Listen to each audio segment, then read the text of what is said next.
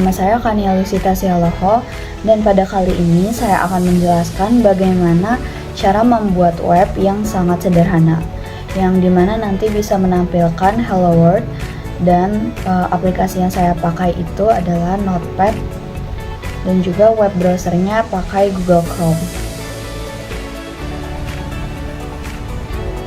Nah, sebelum masuk bagaimana cara nulis kode HTML-nya, kita buat folder baru dulu, namanya HTML, dan di foldernya kita juga tambahin folder baru, namanya latihan 1.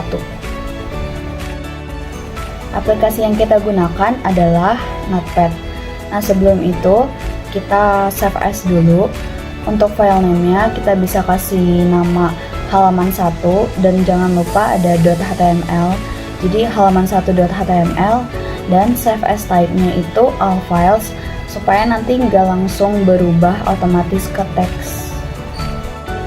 Nah, di sini coba kita tulis hello world yang biasa dulu. Kalau misalnya udah, bisa dilihat di folder dan diklik atau open with Google Chrome. Kalau misalnya dilihat ada halaman 1. Nah, di situ udah bisa tuh muncul ada tulisan hello world. Tapi di situ masih plain text atau teks biasa saja. Browsernya itu belum bisa nangkep kalau misalnya itu halaman HTML. Nah, supaya browsernya itu bisa tahu, kita harus buat struktur dasar untuk HTML-nya dulu. Nah, jadi kodenya ini bisa terlihat di sini. Ini udah ada strukturnya. Nah, aku akan jelaskan untuk satu persatu. Untuk yang pertama itu ada doctype HTML. Di situ ada kurung siku buka, tanda seru, doctype, HTML, kurung siku tutup. Nah, di situ doctype ini fungsinya untuk mengetahui HTML versi berapa yang akan kita gunakan. Nah, jika kita menulis seperti yang ada di sini, maka kita akan menggunakan HTML versi 5 atau HTML versi yang terbarunya. Nah, selanjutnya kita disuruh untuk menuliskan karakter seperti ini. Nah, untuk kedepannya itu jika menemukan kurung siku buka, tulisan kurung siku tutup, itu artinya tag. Jadi yang ini tuh bisa disebut tag HTML, dan di bawahnya itu adalah tag head. Nah, kebanyakan tag-tag di dalam kode HTML ini tuh berpasangan. Ada tag yang pembuka dan ada juga tag yang penutupnya. Perbedaannya itu kalau misalnya yang penutup itu ada slash-nya. Nah, di dalam tag HTML ini ada dua tag utama. Yang pertama itu ada tag head.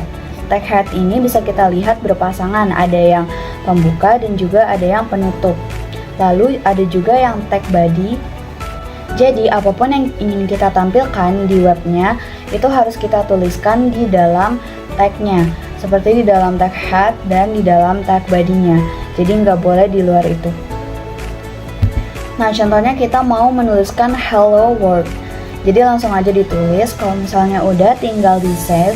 Habis itu kita taruh seperti tadi di folder yang udah kita buat.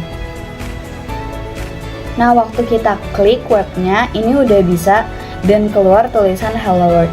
Sebenarnya tampilannya sama persis kayak yang tadi, cuma bedanya kalau yang tadi itu masih plain text atau teks biasa, jadi webnya itu belum tahu kalau misalnya itu halaman HTML. Tapi sekarang webnya udah tahu. Tapi di sini ada yang kurang karena browsernya itu tetap tidak tahu bagaimana kita akan menampilkan tulisan hello world-nya itu. Apakah akan ditampilkan sebagai heading atau paragraf atau apa. Nah, contohnya misalnya kita tambahin lagi paragraf baru. Ini kita spasi 2 kali, enter 2 kali. Misalnya kita tulis ini, selamat datang di kuliah pemrograman web 1. Nah, di sini kan bisa dilihat kalau misalnya sudah saya kasih enter.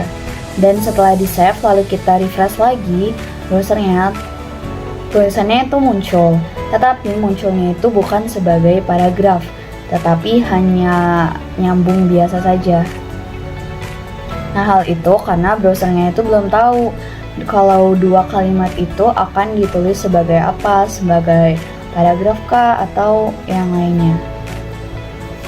Nah, supaya browser yang ini mengetahui kita ingin membuat paragraf, kita harus bungkus lagi dengan tag yang namanya tag P atau tag paragraf.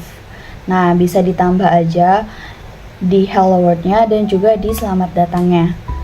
Jangan lupa untuk dua-duanya itu ada yang pembuka dan penutup yang pakai slash.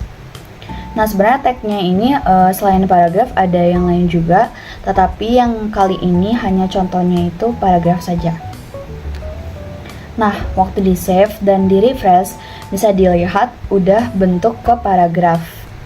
Nah, itu artinya browsernya ini udah tahu kalau misalnya di dalam HTML yang kita buat itu udah ada 2 paragraf.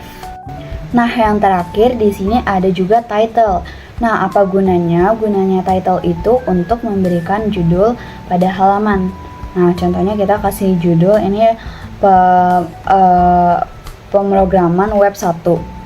Nah, kalau misalnya udah waktu kita save dan kita refresh, lalu kita lihat tidak ada yang berubah di kodenya, tetapi ada yang berubah itu di judul situsnya. Jadi kalau misalnya title ini berguna untuk mengganti dari judul situs tersebut. Nah, sekarang kita udah menyelesaikan cara membuat web secara sederhana. Untuk materi selanjutnya adalah materi tentang kode editor.